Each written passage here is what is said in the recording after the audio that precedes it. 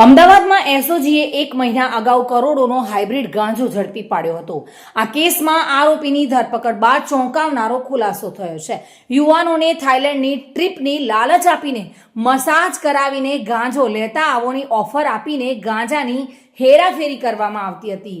ઉલ્લેખનીય છે કે અમદાવાદ એસઓજીએ સરદારનગર પોલીસ સ્ટેશન નજીકથી એક મહિલા સહિત 2 પેડલરને અંદાજે ₹8 કરોડના હાઇબ્રિડ ગાંજા સાથે ઝડપી પાડતા સમગ્ર રેકેટ બહાર આવ્યું છે।